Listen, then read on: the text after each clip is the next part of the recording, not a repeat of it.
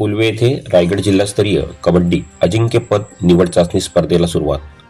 लोकनेते रामशेठ ठाकूर यांच्या अमृत महोत्सवी वर्षानिमित्ताने श्री रामशेठ ठाकूर सामाजिक विकास मंडळ व रायगड जिल्हा कबड्डी असोसिएशनच्या संयुक्त विद्यमानाने 20 ते 22 फेब्रुवारी दरम्यान स्पर्धा आयोजित करण्यात आली होती.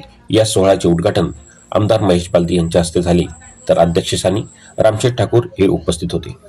विविध मान्यवरांच्या उपस्थितीत सोहळा हा उद्घाटन स्वरूपात पार पडला. यावेळी ठाकूर यांनी सिडको अधिकाऱ्यांना शिवस्मारक व मैदानाच्या प्रलंबित प्रश्नांवर तातडीने निर्णय घेण्याचा इशारा दिला. आमदार प्रशांत ठाकूर यांनी कबड्डी हा महाराष्ट्राचा श्वास असून रायगड ही कबड्डीपट्टूंची खाण असल्याचे सांगत सर्व खेळाडूंना शुभेच्छा दिल्या.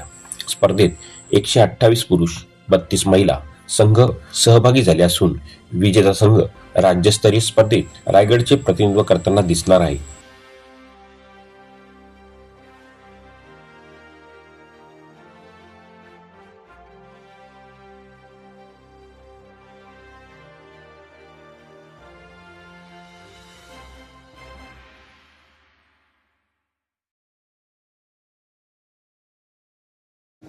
आज लोकनेते माननीय रामशेठ ठाकूर साहेब यांच्या अमृत महोत्सवी वर्षामध्ये रायगड जिल्हा अजिंक्यपद महिला आणि पुरुष गटाच्या निवड चाचणी कबड्डी स्पर्धेचं आयोजन या ठिकाणी करण्यात आलेलं आहे.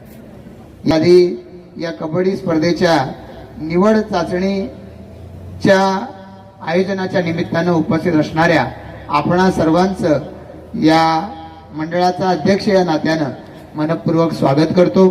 खरं तर आपण सर्वच जण या स्पर्धेच्या निमित्तानं एकत्रित झालेलो आहोत आणि या स्पर्धेच्या माध्यमातून जे सर्व संघ या ठिकाणी भाग घेत आहेत त्या सर्व संघांना देखील मी या ठिकाणी मनापासून शुभेच्छा देतो. कबड्डी एका अर्थानं महाराष्ट्राचा श्वास आहे आणि त्यामध्ये सुद्धा रायगड जिल्हा ही एका अर्थानं कबड्डीपटूंची खाण समजली जाते. इतक्या मोठ्या प्रमाणात कबड्डी खेळाची आवड या रायगड जिल्ह्यात आहे की सगळ्यात जास्त हे शिवछत्रपती पुरस्कार देखील कदाचित हे रायगड जिल्ह्यामध्येच असावे आणि त्यामुळे या कबड्डी खेळाडूनं रायगड जिल्ह्याची एका अर्थानं शान वाढवलेली आहे. छत्रपती शिवाजी महाराजांच्या राजधानीचा किल्ला रायगड आणि त्यामुळेच या जिल्ह्याचं नाव रायगड पडलं. शिवजयंती कालच संपन्न झाली आणि छत्रपती शिवाजी महाराजांना संपूर्ण जगानं एका अर्थानं अभिवादन केलं. त्या छत्रपती शिवाजी महाराजांच्या पदस्पर्शानं पावन झालेली ही भूमी, त्याच भूमीमध्ये जसा रांगडेपणा आहे तसाच या कबड्डी खेळाच्या माध्यमातून आपला मर्दानीपणा देखील या स्पर्धेमधून खेळाडू सुद्धा सिद्ध करत राहतात.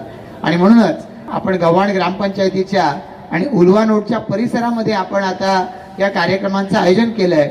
या परिसरामध्ये आता महाराष्ट्रात नाही देशातून वेगवेगळ्या पद्धतीची लोक राहायला आलेली आहेत आणि त्याला जोड अटल सेतूनं हा भाग जोडला गेलेला. रेल्वे स्टेशन इथे समोर आणि हाकेच्या अंतरावरती असलेलं एअरपोर्ट, यामुळे उद्याच्या काळामध्ये आज या परिसरामध्ये कबड्डी प्रेमींची असलेली संख्या आणि येणाऱ्या कालावधीमध्ये इथे वाढणारी कबड्डी प्रेमींची संख्या याच्यातला फरक येणाऱ्या कालावधीमध्ये आपल्याला सगळ्यांनाच लक्षणीयरित्या जाणवणार आहे. मी या निमित्तानं पुन्हा एकदा सर्व कबड्डी संघांचं आता सर्व जे या ठिकाणी निवड चाचणीमध्ये खेळणार आहेत या नवोदित खेळाडूंचं सुद्धा स्वागत करतो.